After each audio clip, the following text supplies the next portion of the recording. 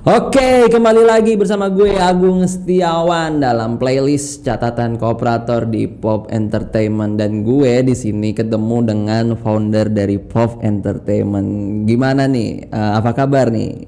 Alhamdulillah baik, Bang. Alhamdulillah baik. Namanya belum gue spill ya. Namanya itu adalah Baim, panggilannya dari teman-teman gitu ya. Dan kita itu ketemu sejak 2015 ya, 2015 waktu itu. Baim ini dari Kopma UIJ atau Kopma Universitas Islam Jakarta, dan gue waktu itu adalah dari Kopma UNJ ya, Universitas Negeri Jakarta. Dan kita ketemu di forum ya. Forum apa namanya? AKM ya. AKM Asosiasi Koperasi Mahasiswa Jabodetabek Banten gitu ya. Nah, ngomongin apa sih kita hari ini ya?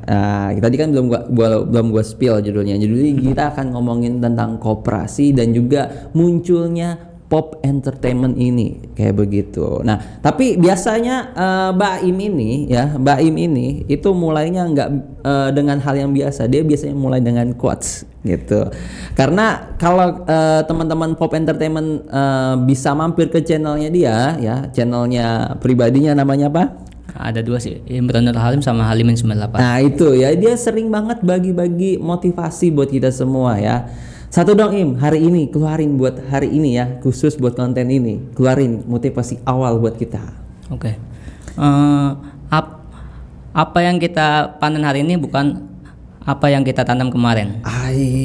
Betul banget. Dan gue bisa duduk di sini bukan semata-mata karena hari ini alasan kemarin gue datang ketemu Baim langsung ke sini, enggak ya, tapi karena kita punya visi yang sama, ketemu dengan fashion yang sama. Nah, itu yang mau gue gali sebenarnya ya, tentang koperasi dan juga Pop Entertainment ini. Gue tadi udah nge-spill ya, Baim juga udah sedikit spillnya motivasinya buat kita hari ini gitu ya. Saya mau kenalan lebih dalam dulu ya. Kalau tadi baru motivasi yang disampaikan ke penonton gitu ya, saya mau tahu latar belakang Baim dulu ya, latar belakang personal dari Baim itu sendiri hingga akhirnya berdirinya Pop ini kayak begitu. Jadi mengawali podcast kita kali ini ya di catatan kooperator, gue pengen mengenal lu lebih dekat lagi, karena bisa jadi kalau kita kan dekat tahu ngobrol satu sama lain tapi belum pernah di post gitu kan. Nah sekarang gue mau tanya ke lu Im, kenapa lu dipanggil Baim padahal nama lu bisa Imron bisa Halim kayak begitu, dan ceritain juga latar belakang lu supaya teman-teman yang nonton ini tahu. Oke, halo teman-teman, gue namanya Baim atau Halim ya. You can call me Pekuito if my hairstyle is like this. Ini basket ini lagi ngetren. Kayaknya abis konten ini gue mau ikutin Baim juga. Gue mau basket deh. Ya jadi kenapa gue kasih nama Baim ya? Gue bisa biar gampang ngafalin. Oh ternyata yang manggil Baim itu teman S1 S2 gue. Yang manggil Halim itu teman SMP SMA. Yang manggil Im teman rumah atau teman SD gitu. Jadi gitu. gue bisa menggolongkan, bukannya gue mengkotak-kotakan gitu, cuma biar gue gampang hafal gitu. Oh iya, dan Baim tadi nge-spill S2. Mungkin nanti di konten berikutnya kita akan bahas kehidupan S2-nya dia ya, karena gue sendiri di sini masih S1, dia sendiri udah S2, luar biasa.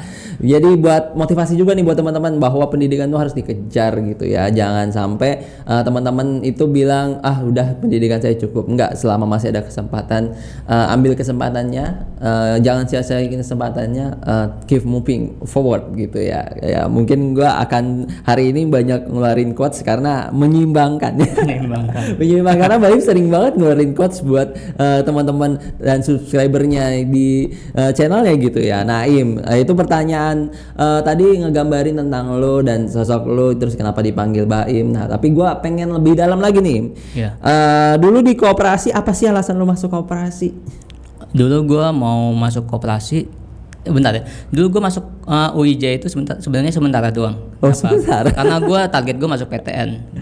Sampai gue tiap tahun itu ikut SBM tapi gagal 3 kali, sekali berhasil pas semester 7. Cuma nggak gue ambil. Semester 7? Iya. Wah luar biasa. Nggak gue ambil karena nggak bisa kuliah 2 tempat. Gitu. Nanggung itu semester 7 tuh. Makanya iya. Tapi untuk bagian koperasinya itu kan tadi kan bagian perjuangan lo masuk UIJ-nya tuh. Gue mengambil Kopma atau koperasi mahasiswa. Kenapa? Karena gue waktu itu gue memikirkan atau gue kulik lebih dalam apa yang gue butuhin. Gue semakin lama gue menyadarkan kalau gue nggak cuma butuh organisasi doang, cuma gue butuh juga wadah untuk belajar usaha, belajar untuk manajemen kayak laporan keuangan, terus stok opnam dan sebagainya gitu. Jadi gue masuknya ke Kopma sampai gue selama itu seumur hidup di koperasi mahasiswa UIJ itu gue sampai nolak BEM fakultas karena gue berpikir di situ ternyata Kopma lebih banyak relasinya kalau kita berani keluar atau berani mencari tahu gitu. Luar biasa. Ini gua validasi dikit Jadi emang ya kalau kita bukan maksudnya banding-bandingin ya, tapi BEM itu kan organisasi pemerintahan nih Im. Mereka bicara tentang tata kelola aja, tapi kalau Kopma ternyata itu bicara manajemen bisnis, manajemen kooperasi, dan juga belajar tentang bagaimana berorganisasi. Jadi ada usaha, ada organisasi, dan ini klop yang gak didapetin sama BEM. Tapi menurut gue, karena gue orang Kopma juga yang memvalidasi itu ya. Walaupun gue sendiri kalau untuk tawaran BEM belum pernah sih gue ditawarin.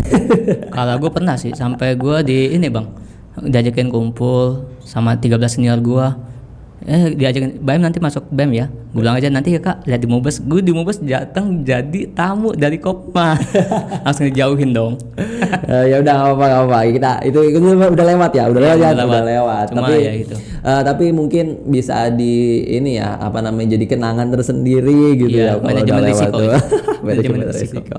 Nah itu tadi bagaimana lu bisa masuk ke Kopma kayak begitu dan lu menemukan Kopma. Dan yang menariknya lagi, Baim yang berdiri di sini atau yang duduk di sini bersama gue ini ternyata masih di Kopma, dan dia nggak cuma di Kopma UIJ tapi di Kopma gue juga ya, Kopma UNJ.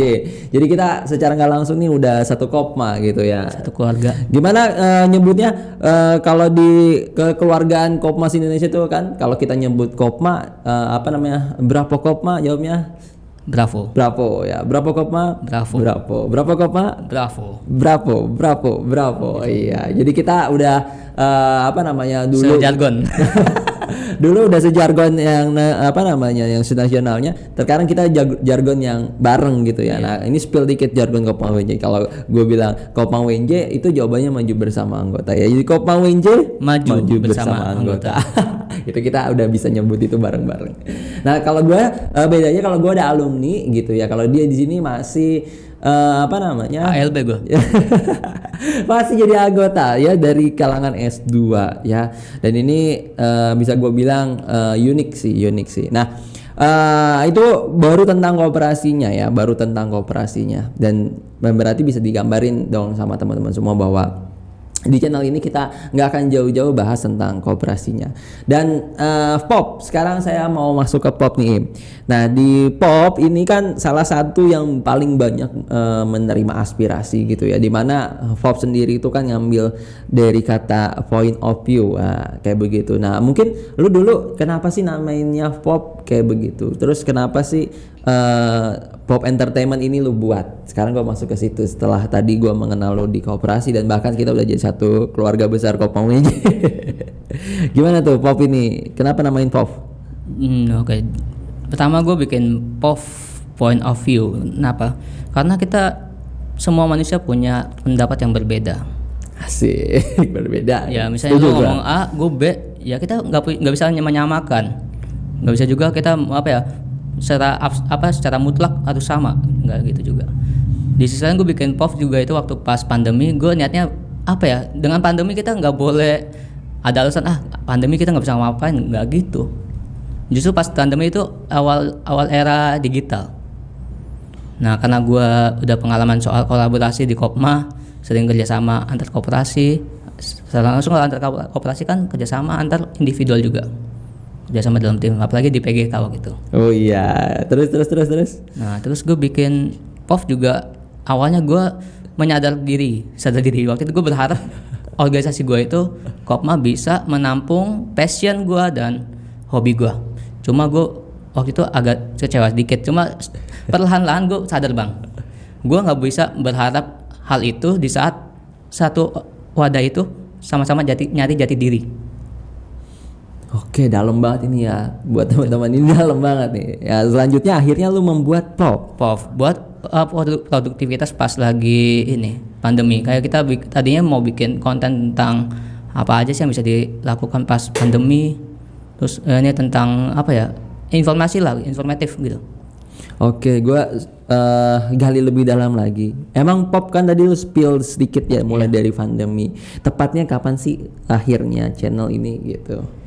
Jadi apa ya, waktu itu teman-teman gue ngajakin ngobrol diskusi, cuma gue bilang kayaknya kalau kita diskusi ya kita doang yang tahu gitu.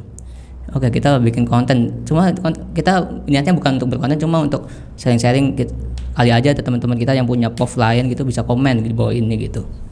Oh iya iya, itu tepatnya tahun 2021 pas lagi renov rumah. Jadi gue punya orang tua gue punya rumah 2. Ini baru beli. Cuma gue waktu itu renov mau pindah ke rumah ini yang sekarang ini. Cuma rumah ini gue jadiin rumah pribadi, di mana ada ruang produktif, ada ruang healing di atas kayak rooftop gitu. Emang lebih dikonsep dengan rumah ramah milenial. Buat teman-teman POV ya, apalagi yang kenal sama kita berdua, kalau emang mau nongkrong di rooftop boleh ya, calling kita bisa nongkrong di atas, bagus kok pemandangannya. Gue validasi itu ya, karena paling tadi udah spill gitu, karena gue di sini udah konten yang keempat gitu ya, dimana gue awalnya jadi tamu undangan sebagai host, sekarang gue udah host tetap kayaknya. Nah tapi gini, Im, ngomongin soal pop ini ya, yang lu bilang adalah passion lu digital ya, ngomongin digital berarti nih kita, Im, digital dalam artian yang lu bayangin ini ya, bayangkan lu atau point of view lu gitu ya, ini kan channel pop gitu, point of view lu digital ini perkembangannya seperti apa sehingga akhirnya lu bikin pop? Pop itu secara digital ya, atau pengembangan digital menurut gue tuh sangat berpengaruh dalam hal informasi. Kita bisa dapat banyak informasi, cuma di sisi lain kita juga harus ada filter dalam menerima informasi. Jangan semua informasi kita masukkan gitu. Takutnya kalau semua dimasukkan, takutnya kita gampang kena namanya hoax gitu. Kayak 2019 kita belajar dari pengalaman aja. Oh iya, 2019 itu penuh dengan pembelajaran sih ya. Teman-teman tahu kan 2019 ada apa? Nah, maksud selanjutnya ya, maksud selanjutnya dari digital ini, Im, yang pengen gua kupas lagi dari pop ini kan, selain tadi aspirasi, terus informasi pun yang harus difilter. Kira-kira ruang apa lagi yang diberikan oleh pop dalam ranah digital ini? Ya, jadi gue di sini membuat wadah ya. Cuma nggak semua orang bisa melihat suatu peluang sama suatu hal yang luas gitu. Perspektifnya secara digital, gue bisa bikin konten inilah, bisa bikin konten itu. Baik lagi, ternyata kesadaran digitalisasi di milenial itu masih sedikit. Gue sadar digital itu bermanfaat ya, karena apa? Gue kadang kalau nonton kayak reels ya, atau nonton apa, gue mikir masa ya gue jadi penonton terus gitu. Kali-kali gue harus inilah jadi inspirasi. Gue kalau ditanya ya jadi motivator apa jadi inspirator, mending inspirator. Kenapa tuh? Inspirator itu gak cuma memberikan satu kata, tapi dia memberikan bukti dan action. Oh, luar biasa. Dan ini ya hasil buah tangannya dari inspiringnya tadi. Jadi Baim itu juga menginspire gue untuk akhirnya mengaktifkan channel YouTube gue pribadi gitu ya, yang sekarang juga udah terisi konten-konten dari kemarin tuh udah totalnya 4 gitu ya sama yang ini. Dan peluang, tadi sempat nyepil peluang Baim ya. Di pop ini emang ada peluang apa aja sih? Ya. Peluangnya ya baik lagi ke branding ya, ini lah apa ya, coba kupas branding dong ya. Oke, branding itu adalah suatu hal yang bisa kita jadikan nilai atau value. Misalnya Bang Agung bikin catatan kalkulator, dia ada value di situ. Misalnya gue punya sub channel loh, punya playlist loh, yang akhirnya bisa jadi program. Bisa kalau apa ya udah maju bisa jadi masuk ke TV atau kemana gitu, ke radio. Ya, setuju. Tapi gue targetnya gitu Bang, gue bikin POV ini gue memberikan kesempatan buat teman-teman gue. Jadi gue liatnya digital ini memberikan POV buat gue ini, point of view gue, semua orang itu punya kesempatan yang sama. Cuma kesempatan itu nggak bisa datang kalau dia nggak bisa lihat peluang gitu. Betul. Dan gue salah satu yang menangkap peluang mungkin ya, Im. Bener nggak? Cuma baik lagi, peluang itu lu bisa lakuin seberapa konsisten gitu. Oh iya, benar. Dan gua harap gue juga bisa konsisten ya. Terima kasih doanya Im. Karena lu udah nyepil konsisten, gue juga ada ya sekitar rencana yang ke depan ini nggak cuma berhenti di sini, pasti ada lagi dan termasuk di sini teman-teman bisa lihat ada Minuman. belum ada merek Bisa ya. di branding lah. Jadi bisa lah ya yang mau masuk, di belakang juga bisa masuk. Nah itu contoh dari salah satu peluang digital mungkin ya. Iya. Bener nggak? Ya di situ kan kita bisa bantu teman-teman kita yang punya usaha buat dipromosiin. Kita di sini promosiin juga gratis. Gratis tuh teman-teman. Nggak dikasih biaya, nggak dipungut biaya lah pokoknya. Tapi syaratnya kayaknya UMKM ya. Syaratnya apa ya? Syaratnya ya produknya halal lah. Oh, produknya halal ya, gratis tapi produknya halal. Bukan produk kayak slot atau judi atau yang 18+ lah pokoknya gitu. Oh iya. Tuh ya. Kemudian berarti ini Pop ini juga secara nggak langsung kalau gue tarik dari apa yang lo bilang tadi, ini selain memberikan peluang digital juga memberikan peluang untuk mereka melakukan branding. Kemudian di dalam branding pun lo masih kasih kesempatan mereka untuk gratis. Kira-kira sampai kapan gratis itunya Im? Karena kan kalau terus gratis orang nanti nggak berkembang Im katanya. Katanya siapa? Mungkin lu juga bisa validasi itu.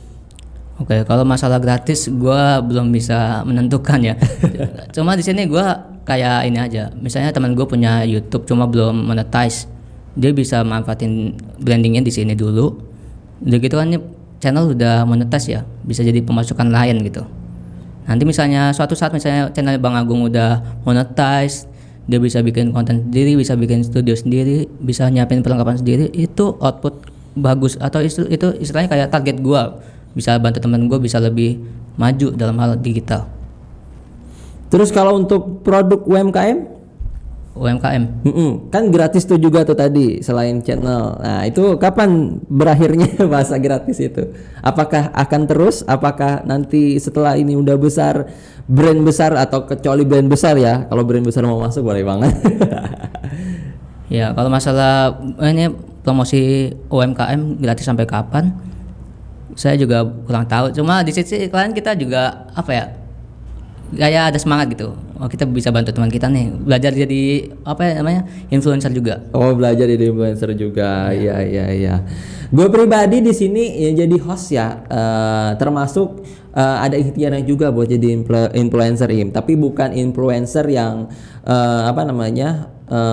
umum gitu ya. Gue pengen ada segmentasinya ya, dimana gue sendiri nih kemarin udah kedatangan beberapa tamu di playlist ini di catatan kooperator itu tentang pendidikan, kalau enggak tentang koperasi ya. Karena di pendidikan dan koperasi ini menurut gue pribadi itu adalah kunci Im. Tapi kalau itu menurut gue ya, atau point of view gue. Tapi kalau menurut lo gimana Im? Setuju nggak? Atau ada point of view sendiri gitu ya untuk segmen ini gitu yang bisa dikembangin?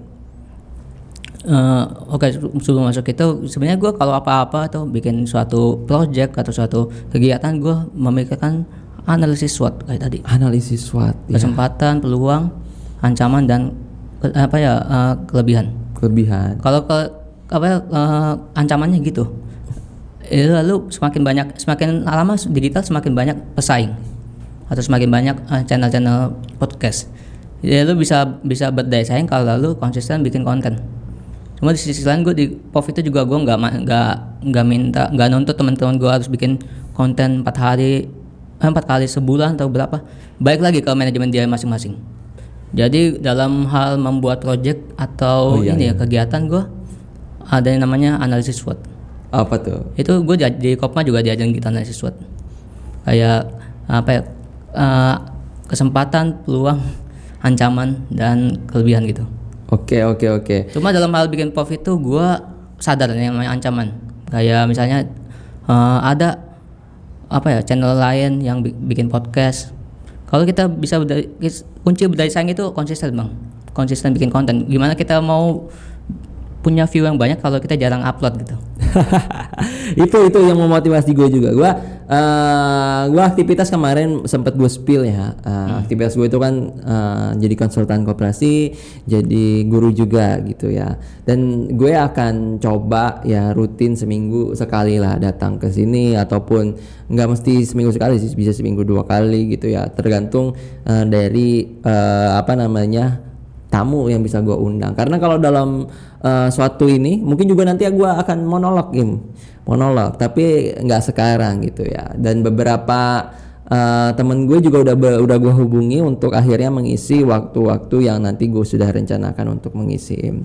Jadi gitu, Im. Jadi gue validasi apa yang udah lu buat. Gue ibarat kalau lu ngelempar bola, Im, kan butuh ada yang nangkep. Nah, gue yang nangkep tuh, Im. Nanti ntar gue lempar lagi ke temen gue. Kalau ditangkap kan jadinya kita berlempar tangkap gitu kan. Jadi sehingga channel ini bisa memberikan banyak manfaat seperti multiplier effect dari snowball gitu ya. Jadi habis ini ada, ternyata jadi efeknya kemana-mana kayak begitu. Dan ini akhirnya buat para penonton nih, catatan kooperator juga yang mau kolaborasi, yang mau datang di sini mau bikin channel sendiri, nggak mesti gabung di catatan kooperator, bisa banget kan, Im? Bisa banget. Bisa banget. Jadi tuh ini dari foundernya sendiri loh yang bilang. Jadi buat apalagi buat teman-teman Kopma ya, karena teman-teman Kopma se-Indonesia ya masih bisa, gue bilang jarang ya ada yang bikin podcast ya, kecuali alumninya gitu ya. Dan kita juga ini kan alumni gitu ya. Bisa banget kolaborasi sama Mbak Im khususnya yang di Jabodetabek gitu ya. Kalau mau datang ke studio boleh kayak begitu. Dan di sini kita sebagai anak muda memberikan sumbangsi pengembangan anak muda juga ya, termasuk kayak begitu. Dan itu yang bisa buat kita jadinya, tadi kata Baim ya, ini bukan kata gue, ini kita bisa jadi bergerak di kala ada keterbatasan misalnya COVID tadi. Dan kita juga udah endemik ya, Baim. Udah endemik gitu ya, karena kemarin status COVID itu kita sudah bebas masker gitu ya. Jadi sekarang emang kita nggak pakai masker kan.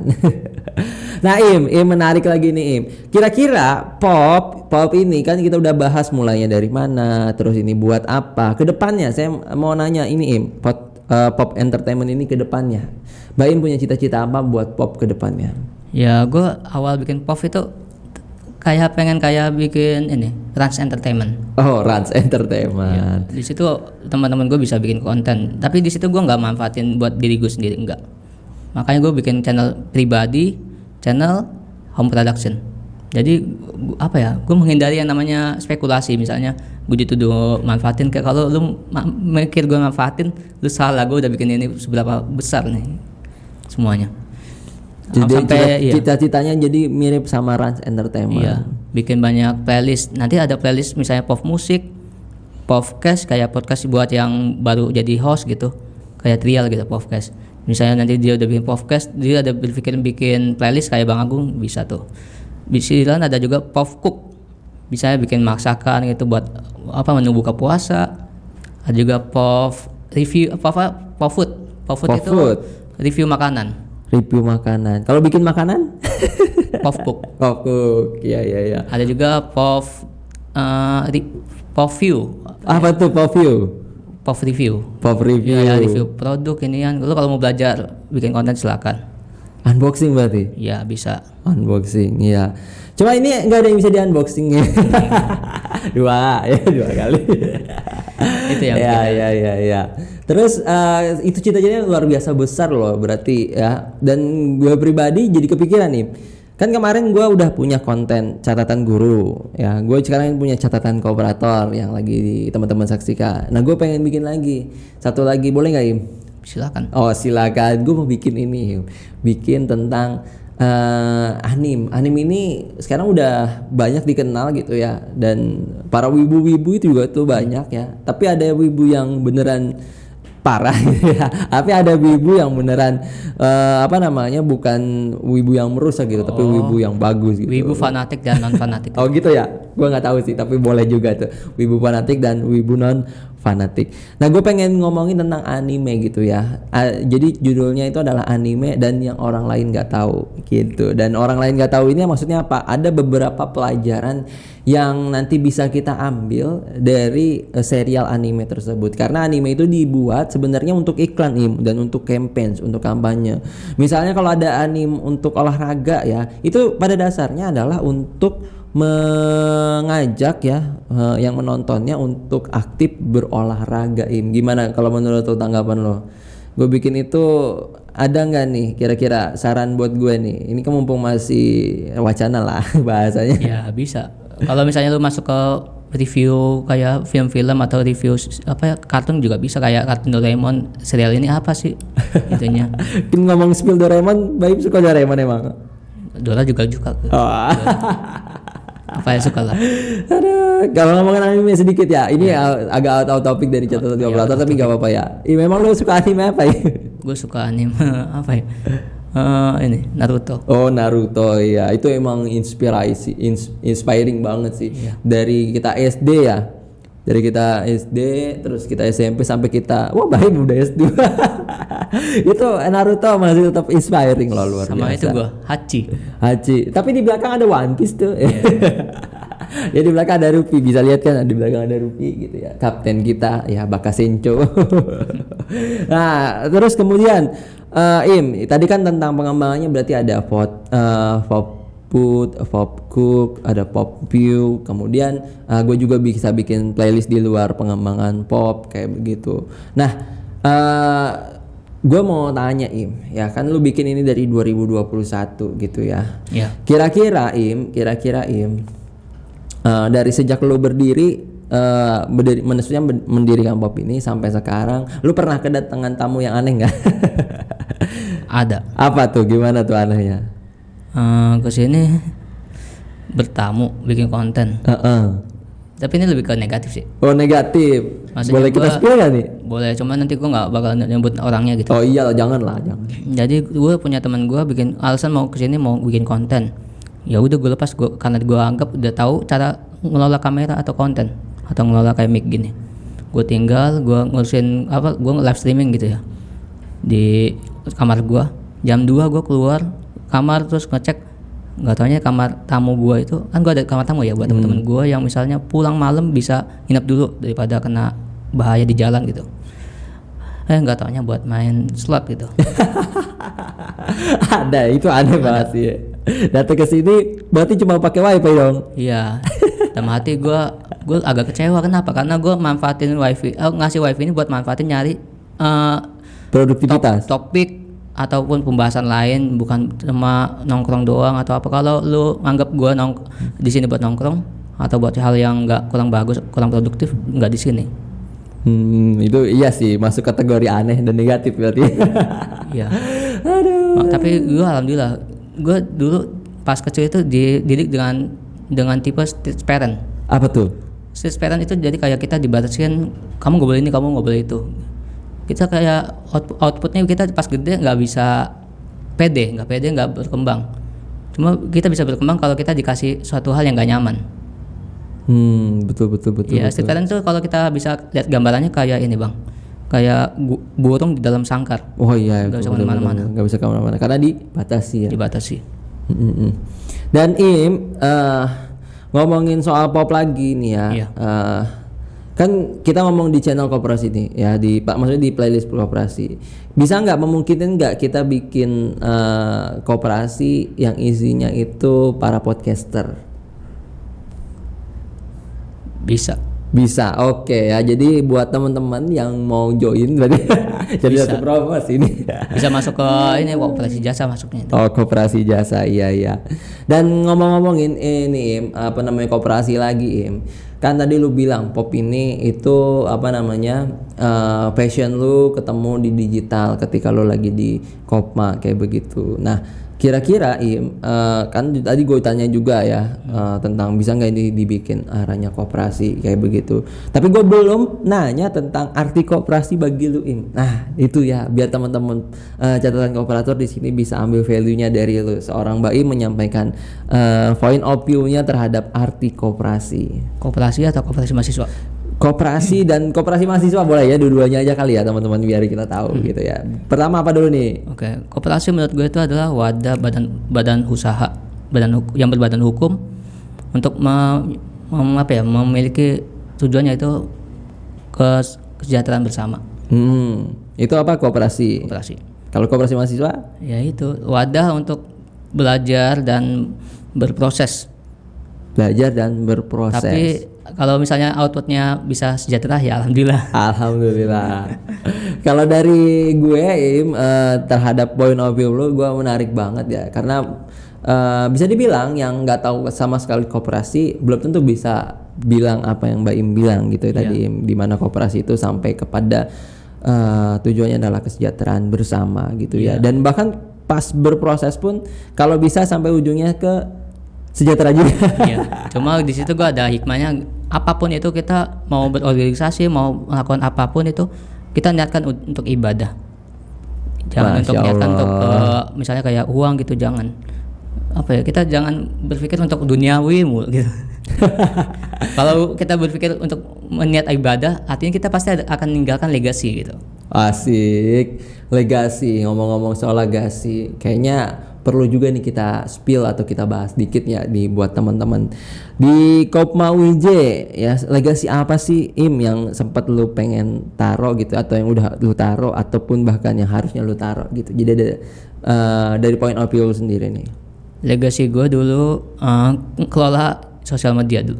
Sosial media. Dulu nggak aktif. Kedua, legasi gue meninggalkan namanya SOP yang gue pelajarin dari semua Kopma. Gue lupa ngasih tahu. Nggak semua teman gue tahu kalau gue Sabtu Minggu itu manfaatin buat ke Kopma lain buat belajar nyari referensi SOP.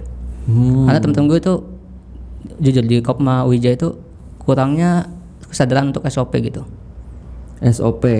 SOP itu penting buat operasional.